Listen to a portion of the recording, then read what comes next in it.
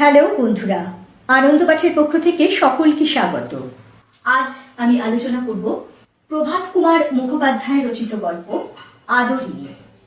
এই গল্পটি আইএসসি বাংলা সিলেবাসের দ্বাদশ শ্রেণীর পাঠ্যসূচির অন্তর্ভুক্ত। তোমাদের ক্লাস 12-এর বা দ্বাদশ শ্রেণীর থার্ড সেমিস্টারের যে পরীক্ষা আসছে তাতে কিন্তু এই গল্পটি খুবই ইম্পর্টেন্ট। আজকে আমি এই গল্পের বিষয়বস্তু এবং কিছু প্রশ্নোত্তর আলোচনা করব, যার মধ্যে থাকবে কয়েকটি অতি সংক্ষিপ্ত এবং সংক্ষিপ্ত প্রশ্নোত্তর। পরের ভিডিওতে এই গল্পেরই কন্টিনিউয়েশন থাকবে। এই গল্পটি থেকে বড় প্রশ্নোত্তর আলোচনা করব। আজকের মূল আলোচনায় আসার আগে প্রতিদিনের মতো বলে নিই, যারা চ্যানেলটি সাবস্ক্রাইব করেছো তাদের ধন্যবাদ, যারা এখনো করনি তোমাদের যদি এই আলোচনাগুলো ভালো লাগে এবং এই ধরনের আলোচনা আরো বেশি করে পেতে চাও তাহলে আশা করব লাইক, শেয়ার ও সাবস্ক্রাইব করে পাশে থাকবে।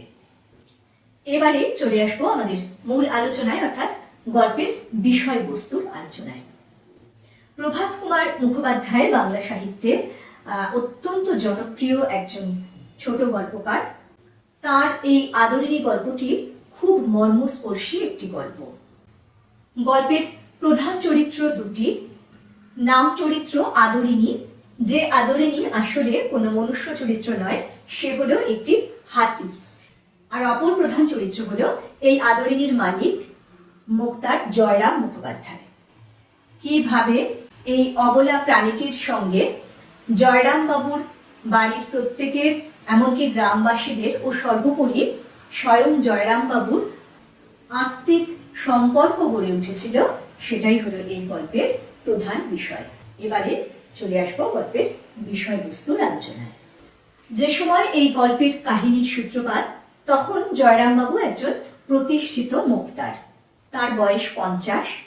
একেবারে নিঃসহায় অবস্থা থেকে মোক্তারি করে তিনি নিজের ভাগ্য ফিরিয়েছিলেন। তিনি যেমন প্রচুর উপার্জন করতেন, তেমনি ব্যয় করতেন অকাতরে। যদিও তার মেজাজ ছিল একটু রুক্ষ, কিন্তু তার হৃদয় ছিল অত্যন্ত নরম এবং স্নেহপ্রবণ। সেই সঙ্গে তিনি ভীষণ রকম প্রতিবাদী মানুষ ছিলেন। তিনি অন্যায়, অত্যাচার, অবিচার সহ্য করতে পারতেন না। কোনো অন্যায় অবিচার দেখলে তিনি সেখানে এমনকি জজ সাহেবদের পর্যন্ত কথা শোনাতে ছাড়তেন না। আগেই বলেছি তিনি ছিলেন অত্যন্ত উদার হৃদয়ের মানুষ।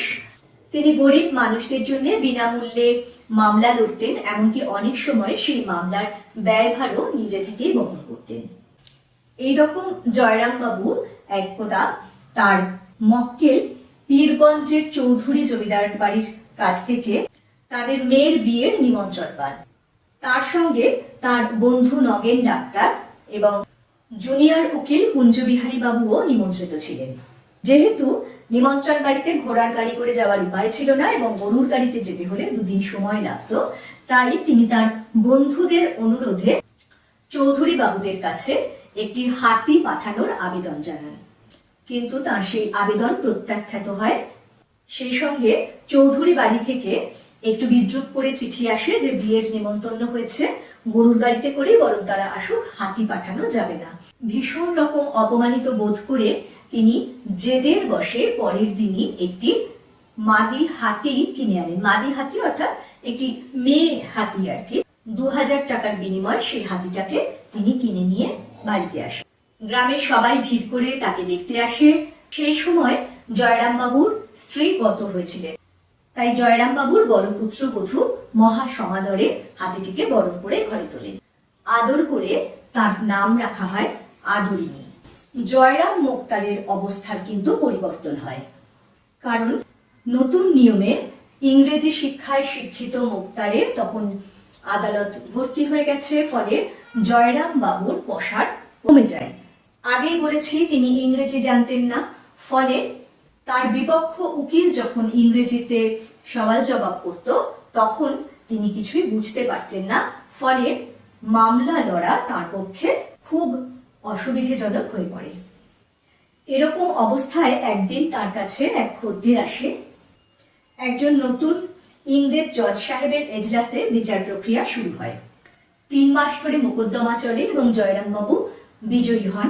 তার মক্কেলকে তিনি খুনের মামলা থেকে বাঁচিয়ে দেন। জয়রাম বাবুর আইন সম্পর্কে প্রচুর জ্ঞান থাকায় জজ সাহেব তার অত্যন্ত প্রশংসা করেন। এরপর থেকে তিনি আইন ব্যবসা অর্থাৎ মুক্তারি একেবারেই ছেড়ে দেন। সুদের টাকায় কোনো ক্রমে সংসার চলতে থাকে। ইতিমধ্যে তার সংসারে ব্যয়ও বেড়েছে এবং তার 3টি পুত্রের একজনও তেমন উপযুক্ত না হওয়ায় সমস্ত দায়িত্ব পড়ে এই জয়রাম বাবুর ওপরেই। ফলে তার যে মূলধন ছিল অর্থাৎ জমানো যে টাকা, কোম্পানির কাগজ ছিল, তাতে হাত পড়ে। এইভাবে কোনো রকমে তিনি সংসারের ব্যয়ভার টানতে থাকেন। এদিকে তার আদরের হাতি আদরিনীর জন্য প্রত্যেক মাসে 30-40 টাকা ব্যয় হতো। সেই খরচের যোগান দেওয়া তার পক্ষে তখন অসুবিধাজনক হয়ে পড়ে। তার বন্ধু বান্ধবরা আদরিনীকে বেঁচে দেওয়ার কথা বললে তিনি প্রথমটায় খুব রেগে যান, কিন্তু তার খরচ চালানোর জন্য তিনি একটি উপায় বের করেন। তিনি আদরিনীকে ভাড়া দেওয়ার জন্য চেষ্টা করেন। সেই চেষ্টা সফল হয় না। এদিকে তার বড় নাতনি কল্যাণী বিয়ের উপযুক্ত হয়, তার বিয়ের সম্বন্ধ ঠিক হয়। সেই খরচ জোগাড় করার জন্য এবার আর উপায়ন্তর না দেখে তাকে আদরিনীকে বিক্রি করার ব্যাপারে মত দিতেই হয়।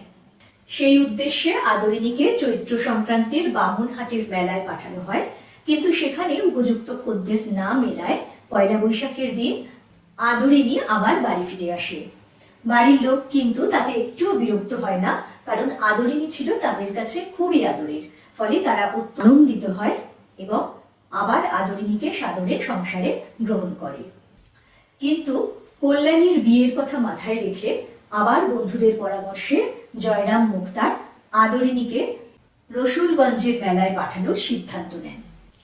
আগের বার যখন আদরিনীকে বিক্রি করার জন্য নিয়ে যাওয়া হচ্ছিল, তখন জয়রাম বাবু তার কাছে এসে তাকে আদর করে বিদায় জানিয়েছিলেন, কিন্তু এবারে তিনি আর প্রাণে ধরে তার কাছে এসে তাকে বিদায় জানাতে পারলেন না। পরে যখন তার নাতনি কল্যাণীর মুখে শোনেন যে যাবার সময় আদরিনীর চোখ থেকে জল পড়ছিল, তখন তিনি মনে প্রচন্ড আঘাত পান। দুঃখের সঙ্গে দীর্ঘশ্বাস ফেলে বলেন যে ওরা অন্তর্যামী কিনা জানতে পেরেছে যে আর ফিরে আসবে না, তাই ও কাঁদছিল। বৃদ্ধ জয়রাম বাবুর সবচেয়ে দুঃখের কারণ ছিল আদরিনী যাবার সময় তিনি তার সঙ্গে দেখা করলেন না। তিনি মনে মনে নিজেকে এই ভেবে সান্ত্বনা দেন যে যার ঘরে সে যাবে সেখানে গিয়ে তিনি আদরিনীর সঙ্গে দেখা করে আসবেন এবং মাঝে মাঝে তার কাছে যাবেন, এবং মনে মনে বলেন যে মাঝে মাঝে গিয়ে তোকে দেখে আসবো, তুই মনে কোনো অভিমান রাখিস না। এদিকে পরের দিন বিকেলে খবর আসে যে আদরিনী যাবার পথে অসুস্থ হয়ে পড়েছে। এই সংবাদ শুনে বৃদ্ধ জয়রাম বাবু অত্যন্ত বিচলিত বোধ করেন এবং বলেন যে তিনি না গেলে আদরিনী সুস্থ হবে না। ফলে তিনি যেভাবেই হোক আদরিনীর কাছে যত তাড়াতাড়ি সম্ভব পৌঁছানোর ব্যবস্থা করলেন। কিন্তু গিয়ে দেখলেন সব শেষ, আদরিনী ততক্ষণে মারা গেছে। আদরিনীর বিশাল দেহটি আমবাগানের মধ্যে লুটিয়ে পড়েছিল। বৃদ্ধ ছুটে গিয়ে আদরিনীর মৃতদেহের কাছে লুটিয়ে পড়েন এবং বলতে থাকেন, অভিমান করে চলে গেলি মা, তোকে বিক্রি করতে পাঠিয়েছিলাম বলে অভিমান করে চলে গেলি। এই ঘটনার পর মাত্র 2 মাস জয়রাম বাবু বেঁচে ছিলেন। অর্থাৎ গল্পের শেষে আমরা দেখি এর প্রধান 2 চরিত্র যাদেরকে কেন্দ্র করে গল্পটি আবর্তিত হয়েছে, সেই আদরিনী নামক হাতি এবং তার মালিক জয়রাম বাবুর মৃত্যুর মধ্যে দিয়ে গল্পের সমাপ্তি ঘটল। বন্ধুরা, তোমরা বুঝতে পারলে যে মনুষ্যতর প্রাণী, অবলা প্রাণীও কখনো কখনো কতখানি আপন হয়ে উঠতে পারে, কতখানি নিজের হয়ে উঠতে পারে, এবং তার বিচ্ছেদ তার প্রিয় মানুষটির কাছে প্রায় মৃত্যুর সমান হয়ে ওঠে। মানুষ এবং পশুর এই মর্মস্পর্শী আবেগ ও ভালোবাসাই এই গল্পের প্রধান উপজীব্য। এবারে আমরা চলে আসবো প্রশ্নোত্তরে। প্রথমে কয়েকটি অতি সংক্ষিপ্ত প্রশ্নোত্তর বলে নেব, তারপরে সংক্ষিপ্ত প্রশ্নোত্তর অর্থাৎ 2 বা 3 নম্বরে তোমাদের যে প্রশ্নগুলি আসে সেই প্রশ্নোত্তর আলোচনা করব। প্রথম প্রশ্ন, জয়রাম মুখোপাধ্যায়ের পেশা কি ছিল? জয়রাম মুখোপাধ্যায়ের পেশা ছিল মুক্তারি। 2, জয়রাম বাবু কার কাছে হাতি চেয়ে পাঠিয়েছিলেন? জয়রাম বাবু মহারাজ নরেশচন্দ্র চৌধুরী রায়বাহাদুরের কাছে হাতি চেয়ে পাঠিয়েছিলেন। 3, কার নামে জয়রাম বাবু তার গরুর বাছুরের নাম রেখেছিলেন? এজলাসের এক ডেপুটি বাবুর নামে জয়রাম বাবু তার গরুর বাছুরের নাম রেখেছিলেন। 4, আদরিনী গল্পে উল্লেখিত মেলা দুটির নাম বলো। আদরিণী গল্পে উল্লিখিত মেলা দুটির নাম হলো বামনহাটের মেলা ও রসগঞ্জের মেলা। 5, জয়রামবাবুর কিনে আনা হাতিটিকে কে বরণ করে নিয়েছিল? জয়রামবাবুর কিনে আনা হাতিটিকে তার বড় পুত্রবধূ বরণ করে ঘরে তুলেছিল। 6, আদরিণীর পেছনে মাসে কত টাকা খরচা হতো? আদরিণীর পেছনে মাসে 30-40 টাকা খরচা হতো। 7, জয়রামবাবুর গাভীটির নাম কি ছিল? জয়রামবাবুর গাভীটির নাম ছিল মঙ্গলা। 8, জয়রামবাবুর আদিনিবাস কোথায় ছিল? জয়রামবাবুর আদিনিবাস ছিল যশোর জেলায়। 9, চৈত্র সংক্রান্তির মেলা কোথায় হয়? চৈত্র সংক্রান্তির মেলা হয় বামনহাটে। হাতি তোর গোদাপার নাতি, এখানে নাতি শব্দের অর্থ কি? এখানে নাতি শব্দের অর্থ হলো লাঠি। এবারে আমরা কয়েকটি সংক্ষিপ্ত প্রশ্নোত্তর আলোচনা করব। প্রথম প্রশ্ন, জয়রামবাবু হাতি চেয়ে পাঠিয়েছিলেন কেন? পীরগঞ্জের জমিদার নরেশ রায়চৌধুরী তার মেয়ের বিয়ে উপলক্ষে নগেন ডাক্তার, জুনিয়র উকিল কুঞ্জবাবু এবং জয়রাম মুখোপাধ্যায়কে নিমন্ত্রণ করেছিলেন। যেহেতু সেখানে ঘোড়ায় চড়ে যাওয়া সম্ভব ছিল না এবং গরুর গাড়িতে যেতে আসতে 2 দিন 4 দিন সময় লেগে যেত, তাই বন্ধুদের অনুরোধে জয়রাম বাবু তার বাধা মক্কেল চৌধুরী বাবুদের কাছে পত্র মারফত একটি হাতি চেয়ে অনুরোধ পাঠান বিয়ে বাড়িতে যাবার জন্য, যদিও সেই অনুরোধ মঞ্জুর হয়নি।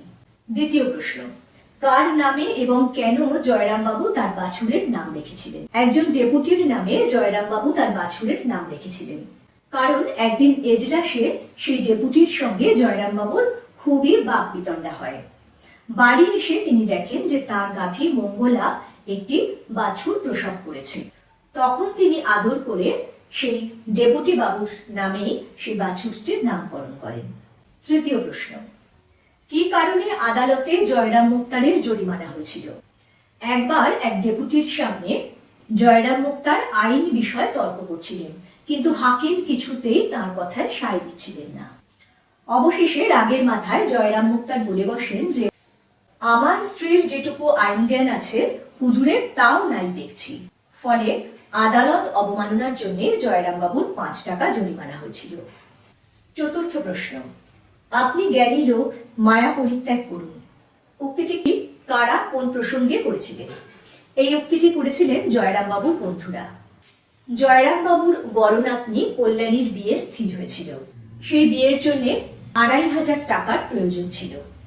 সেই সময় জয়রামবাবুর আর্থিক অবস্থা যথেষ্ট খারাপ হয়ে পড়েছিল। এরই মধ্যে খবর আসে যে তার কনিষ্ঠ পুত্রটি বিয়ে পরীক্ষায় ফেল করেছে। এই রকম আর্থিক দুরবস্থার সময় তার বন্ধুরা তার আদরের হাতি আদরিণীকে বিক্রি করার পরামর্শ দিয়ে জয়রামবাবু অত্যন্ত ব্যথিত হন এবং সেই প্রসঙ্গে তার বন্ধুরা তাকে এই উক্তিটি করে সান্ত্বনা দিতে চেয়েছিলেন। পঞ্চম এবং আজকের মতো শেষ প্রশ্ন, যেন হারানো ধন ফিরিয়া পাওয়া গিয়াছে, প্রসঙ্গ নির্দেশ করে ব্যাখ্যা করো। জয়রাম মুখোপাধ্যায়ের বড় নাতনি কল্যাণীর বিয়ে স্থির হয়েছিল 10ই জ্যৈষ্ঠ। তার বিয়ের খরচ তোলার জন্য উপায়ন্তর না থাকায় জয়রামবাবু তার আদরের হাতি আদরিণীকে বামনহাটের মেলায় বিক্রির জন্য পাঠিয়েছিলেন, কিন্তু পয়লা বৈশাখ সন্ধ্যার সময় আদরিণী বিক্রি না হয়ে ঘরে ফিরে আসে। উপযুক্ত মূল্য দেওয়ার মতো খদ্দের না পাওয়ায় তাকে বিক্রি করা যায়নি। এদিকে আদরিণীকে ফিরে আসতে দেখে বাড়ির সকলে একটুও বিরক্ত হয় না, বরং তারা অত্যন্ত আনন্দিত হয়। তাদের আচরণে মনে হতে থাকে যেন হারানো ধন ফিরে এসেছে। এটাই এই প্রশ্নের ব্যাখ্যা। বন্ধুরা, পরের দিন এই গল্পটি থেকে কিছু বড় প্রশ্ন অর্থাৎ 5 নম্বরের প্রশ্নোত্তর আলোচনা করব। পরের ভিডিও নিয়ে ফিরে আসছি খুব তাড়াতাড়ি। সঙ্গে সঙ্গে নোটিফিকেশন পেতে চাইলে সাবস্ক্রাইব করে বেল বাটনটি অন করতে ভুলো না। আজকের মতো টাটা।